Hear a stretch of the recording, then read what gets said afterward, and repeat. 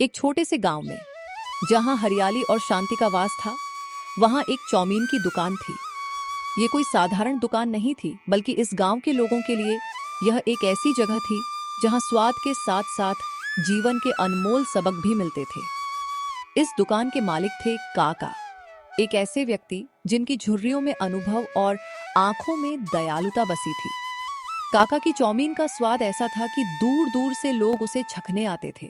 काका की दुकान के पास ही एक बड़ा सा बरगद का पेड़ था। नीचे अक्सर गांव के कुछ नौजवान इकट्ठा होते थे, जिनमें से एक था रवि। रवि एक होनहार लड़का था, पर उसमें थोड़ी अकड़ थी।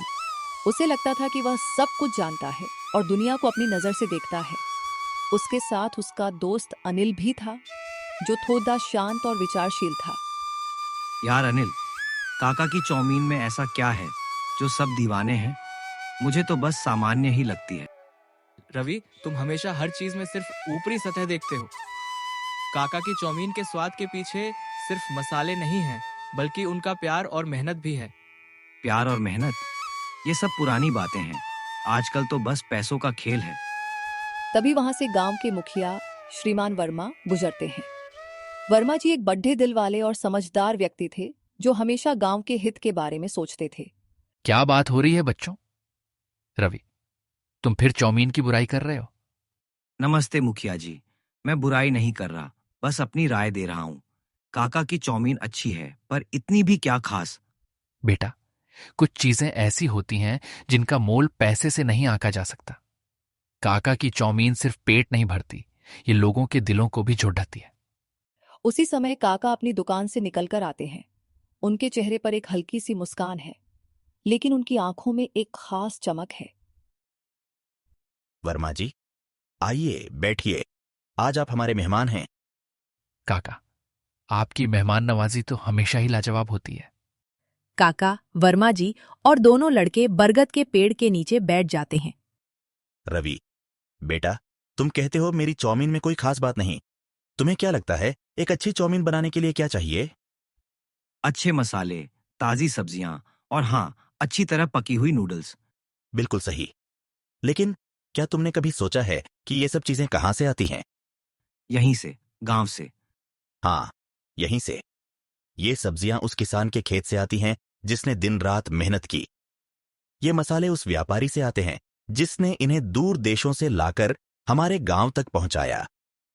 और ये नूडल्स, इन्हें बनाने में भी बहुत मेहनत लगती है। काका की बातों में एक अजीब सा जादू था। रवि पहली बार इन चीजों पर गौर कर रहा था। जब मैं इन चीजों को देखता हूं तो मुझे उन सभी लोगों की मेहनत याद आती है जिन्होंने इन्हें मुझ तक पहुंचाया। और जब मैं इन्हें मिलाकर चौमीन बनाता हूं तो मैं सिर्फ एक व्यंजन नहीं बना रहा होता, बल्कि उन सभी लोगों के प्यार और मेहनत को एक साथ पिरो रहा होता हूं। काका, आपकी बात दिल को छू गई। पर काका, जब हम कोई चीज खरीदते हैं तो हम उसके पैसे देते हैं, तो फिर उसमें और क्या खास? बेटा, पैसे तो तुम हर दुकान पर देते हो, लेकिन क्या हर जगह तुम्हें वही एहसास मिलता है? जब तुम मेरी दुकान पर आते हो तो तुम सिर्फ चौमीन नहीं खरीदते, तुम एक अनुभव खरीदते हो। तुम वो सुकून खरीदते हो जो कई दिनों की थकान मिटा देता है। तुम वो खुशी खरीदते हो जो अपनों के साथ बैठकर चौमीन खाने से मिलती है। काका की बातें सुनकर रवि चुप हो गया। उसे अपनी अकड़ और संकीर्ण सोच पर थोड़ा अफसोस हुआ। काका, तुम हमेशा कहते हो कि हर इंसान में कुछ खास होता है। आज तुमने रवि को यह बात बहुत अच्छे से समझा दी। तभी गांव की एक बूढ़ी महिला दादी माँ लंगड़ाती हुई आती है। दादी माँ गांव की सबसे बुजुर्ग महिला थीं और सभी उनका बहुत आदर करते थे। काका, आज मेरी बेटी और दामाद आ रहे हैं, उनके लिए थोड़ी चौमिन बना देना। तुरंत उठकर, दादी माँ आप बैठिए, मैं अभी आपके लिए गर्मा गर्म चौमीन बनाकर लाता हूं। आप चिंता मत कीजिए। काका तुरंत अपनी दुकान में चले जाते हैं। रवि उन्हें ध्यान से देखता है। दादी माँ, आप ठीक हैं? हाँ बेटा, बस थोड़ा बुढ़ापा आ गया है, लेकिन काका का दिल बहुत बड़ा है। जब भी मुझे कुछ जरूरत होती है, वो कभी मना नहीं करते। ये सुनकर रवि को और भी ज्यादा महसूस होता है कि काका सिर्फ एक दुकानदार नहीं है, बल्कि गांव के एक महत्वपूर्ण सदस्य हैं। यार अनिल, मुझे सच में काका की चौमीन में कुछ खास लगने लगा है।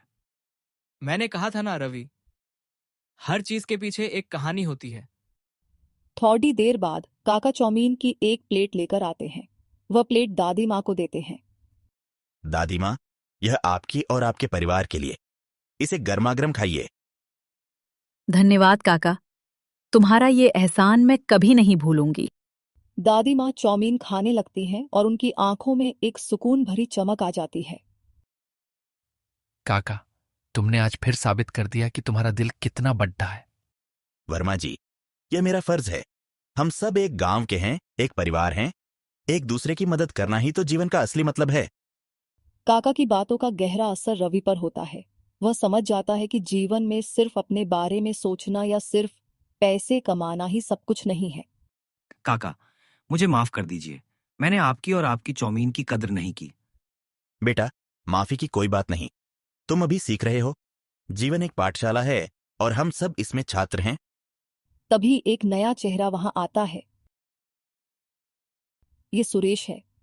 गांव का एक गरीब लड़का जो अक्सर खाली पेट घूमता रहता है। काका, क्या क्या मुझे आज एक प्लेट चाउमीन मिल सकती है? मेरे पास पैसे नहीं हैं। गांव के कुछ लोग जो वहां मौजूद थे, वे सुरेश को देखकर थोड़ा असहज हो जाते हैं। वे सोचते हैं कि काका क्या कहेंगे। सुरेश बेटा, क्यों नहीं, आज तो खासकर तुम्हारे लिए ही बनाई है। आओ बैठो। काका सुरेश को अपने पास बिठाते हैं और उसे गर्मागर्म चौमीन परोसते हैं। सुरेश की आंखों में खुशी और कृतज्ञता के आंसू आ जाते हैं। धन्यवाद काका, आप दुनिया के सबसे अच्छे इंसान हैं। बेटा, यह सब ईश्वर की कृपा है। बस मेहनत करते रहो और कभी हिम्मत मत हारना। रवि यह सब देख रहा होता है। उसे काका के व्यवहार से बहुत कुछ सीखने को मिलता है। उसे एहसास होता है कि असली अमीरी दौलत में नहीं, बल्कि दूसरों की मदद करने में है। यार अनिल, काका की बातें सुनकर मुझे बहुत कुछ समझ आ रहा है। हाँ रवि, ये एक अनमोल सबक है। देखा बच्चों, यही है हमारे गांव की असली पहचान। यहां सिर्फ चौमीन का स्वाद नहीं, बल्कि इंसानियत का भी स्वाद है। उस दिन रवि ने सिर्फ चौमीन का स्वाद नहीं चखा, बल्कि उसने जीवन का एक बहुत बद्धा सबक सीखा। उसने सीखा कि दूसरों के प्रति दयालु होना, उनकी मदद करना और जीवन की छोटी छोटी खुशियों की कद्र करना ही असली धन है।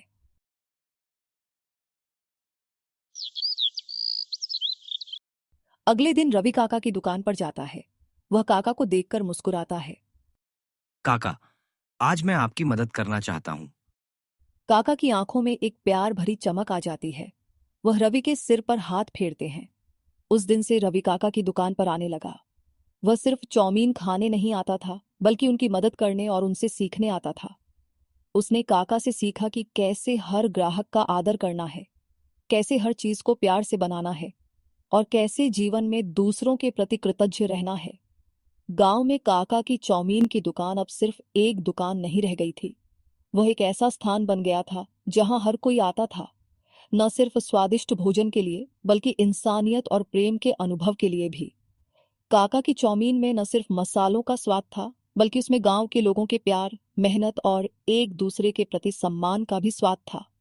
और यह स्वाद ही था जिसने काका की चौमीन को सबसे खास बनाया था। काका की कहानी हमें सिखाती है कि जीवन में सफलता सिर्फ पैसे या प्रसिद्धि से नहीं मापी जाती, बल्कि इस बात से मापी जाती है कि हमने दूसरों के जीवन में कितनी खुशी और सुकून लाया है। हर छोटा सा काम जब दिल से किया जाए तो वह एक बड़ा बदलाव ला सकता है। काका ने अपनी साधारण चौमीन की दुकान से गांव वालों के दिलों में जो जगह बनाई थी, वह किसी भी बद्धी दौलत से कहीं ज्यादा अनमोल थी।